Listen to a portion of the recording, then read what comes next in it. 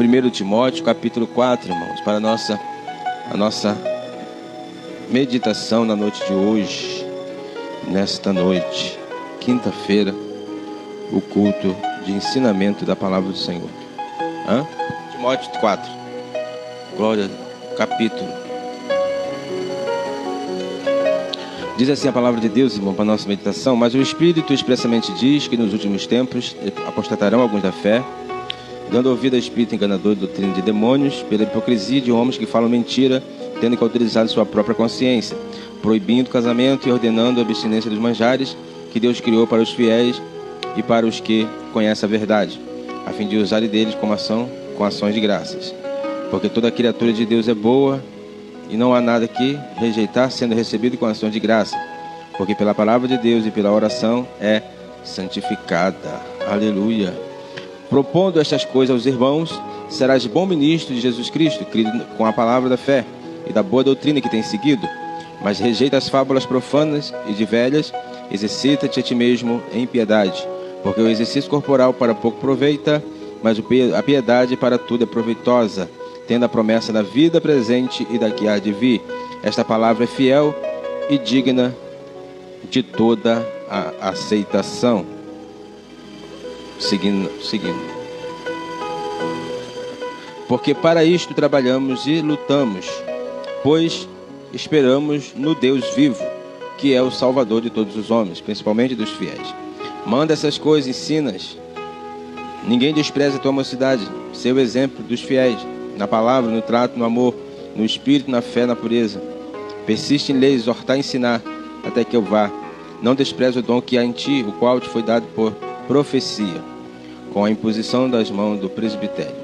Medita essas coisas, ocupa-te nelas, para que o teu aproveitamento seja manifesto a todos, tendo cuidado de ti mesmo e da doutrina. Persevera nestas coisas, porque fazendo isto te salvarás tanto a ti mesmo como aos que te ouvem. Amém?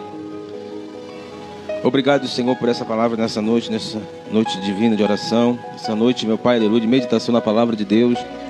O Senhor dos Exércitos está falando conosco nesse lugar. Obrigado, Senhor, em nome de Jesus Cristo. Irmãos, aqui é a carta de Paulo a Timóteo, no capítulo 4. Ele está fazendo uma advertência para Timóteo. Ele está fazendo uma advertência, uma exortação.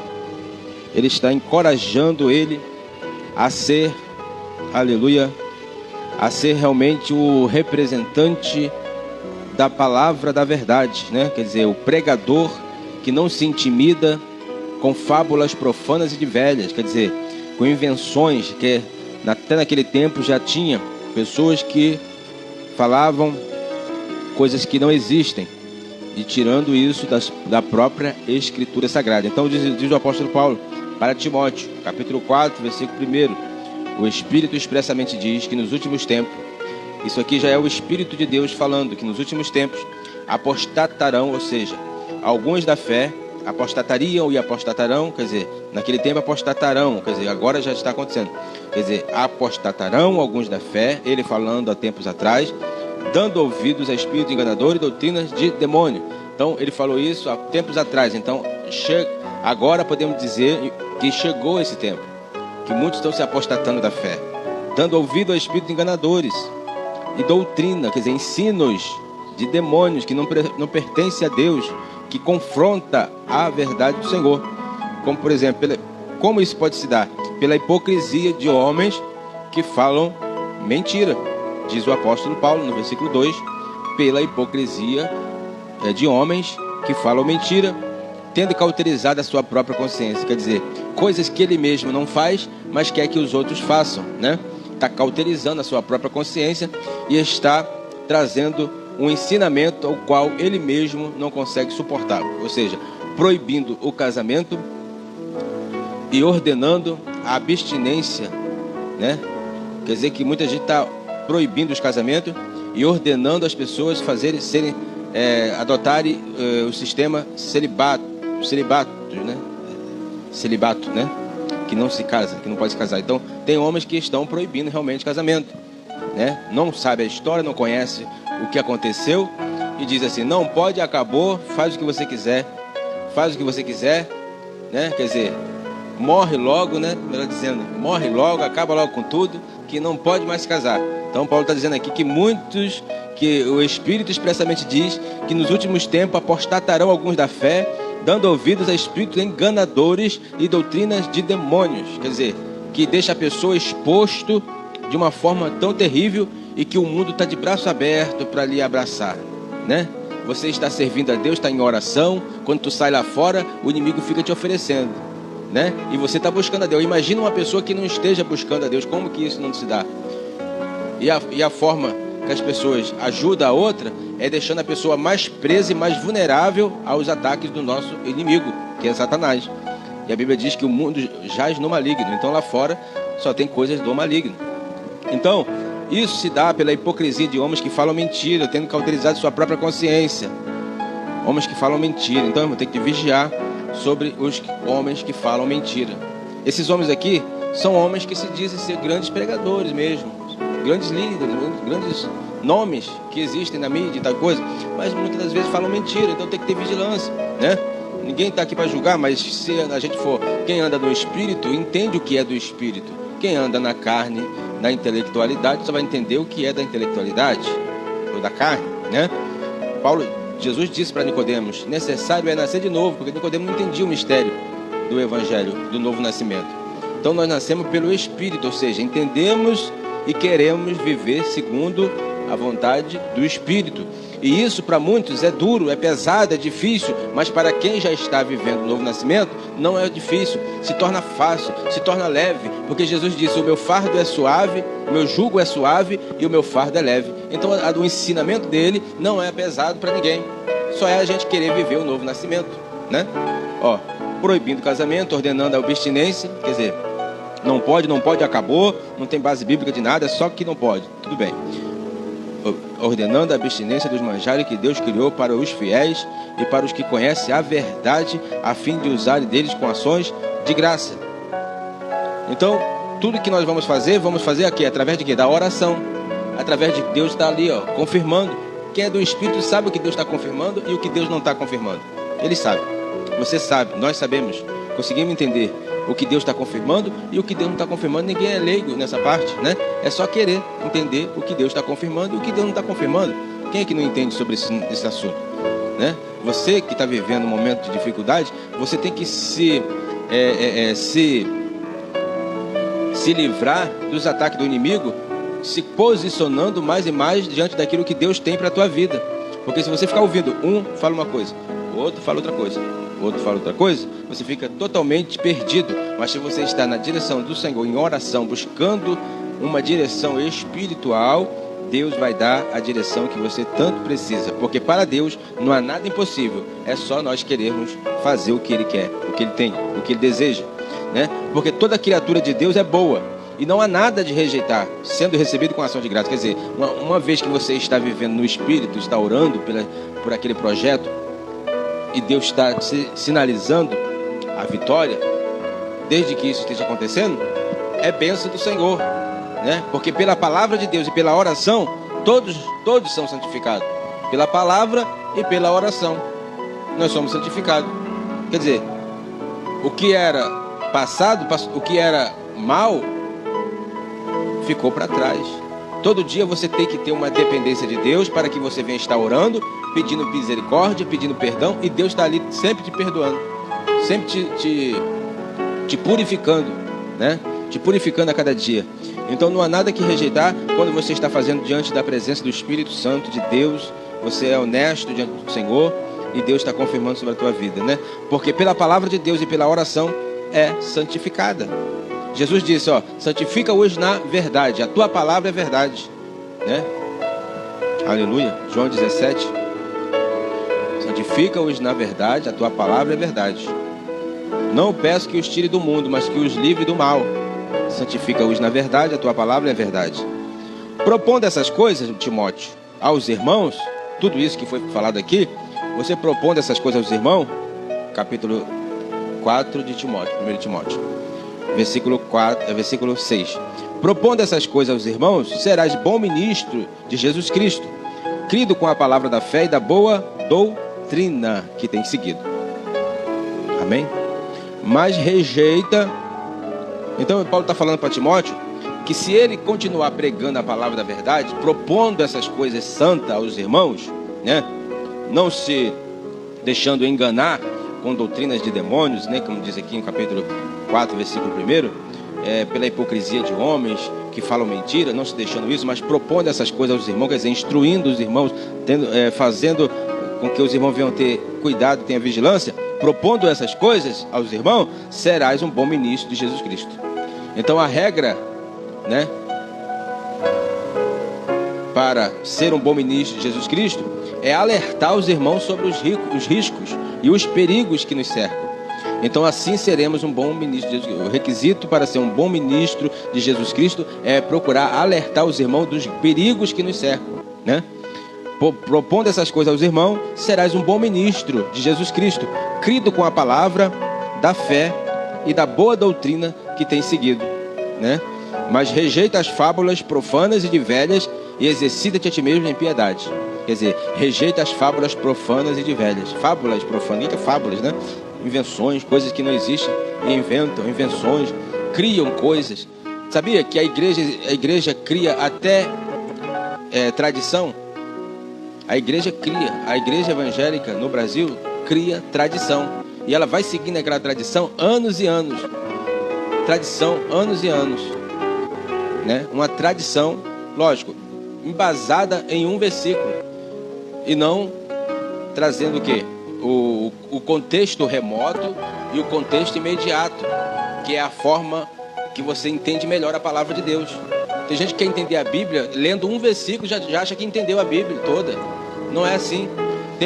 Tem palavra, tem assunto na Bíblia que você tem que ler o contexto imediato, o contexto remoto, né? Ou seja, o versículo que você está lendo, você não entende a Bíblia só nesse versículo, tem que ler o anterior e o posterior.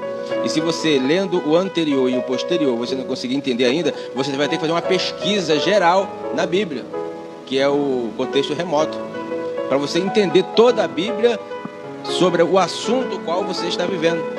Não é pegar só um versículo e já dizer que é isso e ponto final. Não. Tem que ter, Jesus mesmo falou, examinai as escrituras, vós cuidais ter nela a vida eterna, são elas que de mim testificam. Então o Antigo Testamento testifica de Jesus e o Novo Testamento testifica de Jesus. Eu não posso desvincular o Novo do Antigo, nem o Antigo do Novo. Todos eles são entrelaçados. Os assuntos, eles se encaixam, né? Estão entendendo? Quem está entendendo, da glória a Deus? É igual um quebra-cabeça. Estão entendendo? Então, os dois testamentos, tanto o Antigo quanto o Novo, eles se encaixam um no outro, certinho. O Antigo Testamento fala de Jesus, né? A lei de Moisés aponta para Jesus. Todos os profetas apontam tudo para Jesus. Tudo que aconteceu no Antigo Testamento estava apontando para o Messias. O Messias, né? Aleluia. A tradição dos antigos prevaleceu por algum tempo. Mas quando Jesus aparece, agora Jesus vem e ele começa a explicar o significado da lei de Moisés com mais clareza, né? Que o povo pensava que Jesus veio para destruir a lei. Não, Jesus chegou agora, vai destruir a lei, tudo. O Antigo Testamento vai acabar. Jesus, olha, eu não vim destruir a lei e o que os profetas falaram, e o que os profetas praticaram, fizeram. Eu vim cumprir a lei. Então ele veio cumprir, não abrogar, não destruir, mas ele veio cumprir a lei. Tanto é que ele veio no tempo da lei de Moisés. Ele não poderia ser contra a lei de Moisés, que a lei de Moisés é a lei que Deus deu para o seu povo.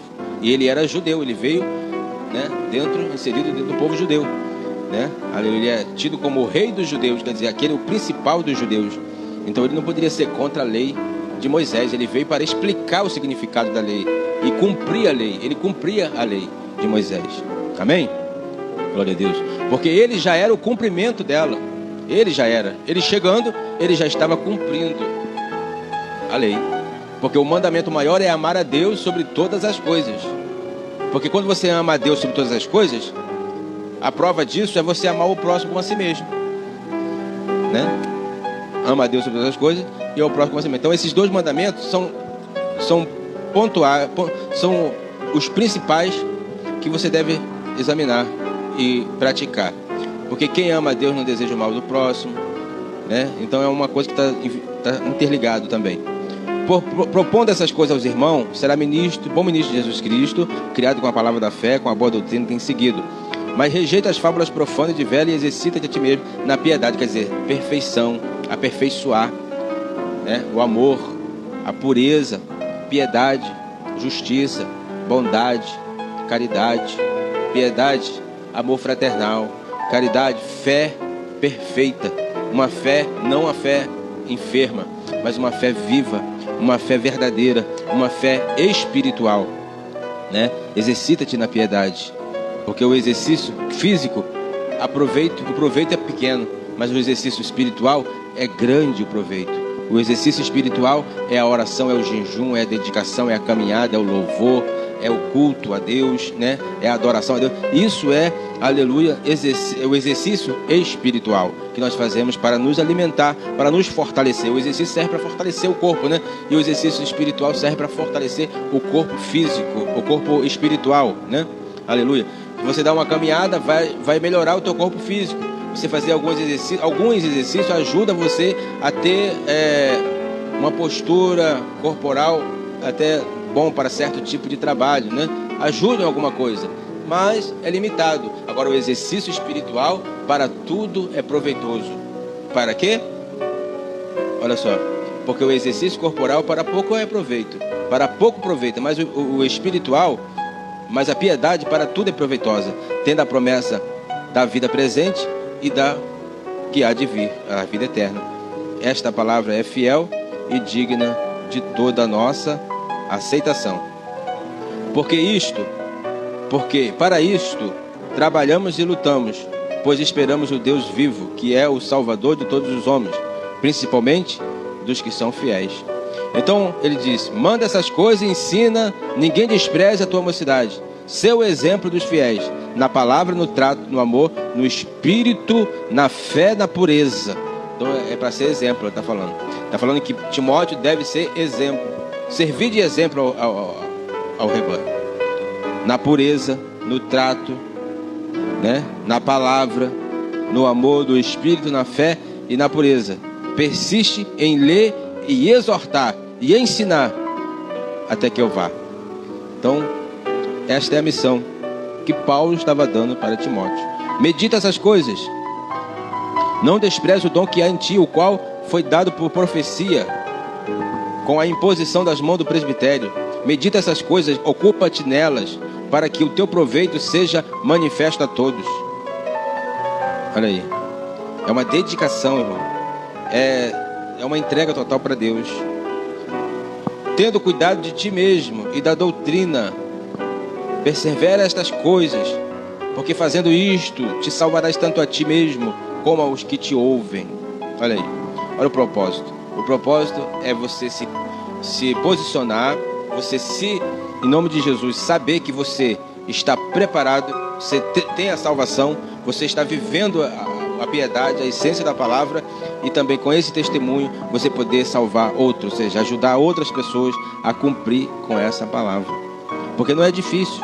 Jesus disse: aprendei de mim, que sou manso e humilde de coração, e encontrarei descanso para as vossas almas, porque o meu jugo é suave, o meu fardo é leve. Então, irmãos, se nós amamos a Deus, o ensinamento de Jesus nunca vai ser pesado. Só se você quiser ouvir a multidão, igual aquele cego lá, que a multidão disse: olha, não, cala-te, que ele não vai vir te atender, né? É aquilo ali, a multidão fala para você não se aproximar de Jesus, né? Mas se você ouvir a voz do Senhor, saber que Ele tem poder para tudo, crer pela fé. Aquela mulher que estava há 12 anos também, e com fluxo de sangue, ela creu no coração, que somente ela tocar em Jesus, na orla das vestes dele, ela seria curada. Isso ela fez, ela rompeu a multidão, né? É difícil tocar em Jesus, em volta dele estava a multidão, então era difícil chegar lá. Mas ela, pela fé foi lá e tocou. Quer dizer, é a fé, né? Quem crê consegue o objetivo. E ela tinha gastado muito, né? Tinha gastado tudo que tinha. Então muitas das vezes as pessoas gastam tanta coisa, as pessoas se desgastam tanto, falando uma coisa, falando outra, e esquecendo de carregar o fardo leve de Jesus, né? O jugo leve e o fardo leve, né? Ele falou: meu jugo é suave, e o meu fardo é leve.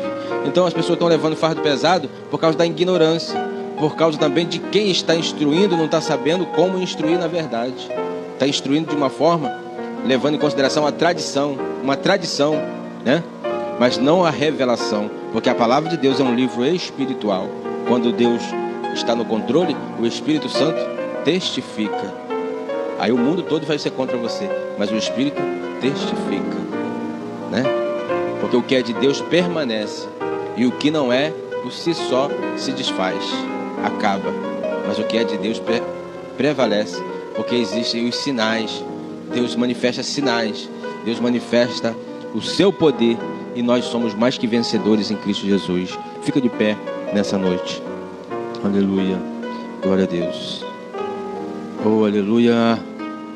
Louvado seja o nome santo de Jesus Cristo. Vamos estar orando nessa noite. Amém, igreja? Vamos estar intercedendo a Jesus nessa noite. Aleluia, glória a Deus.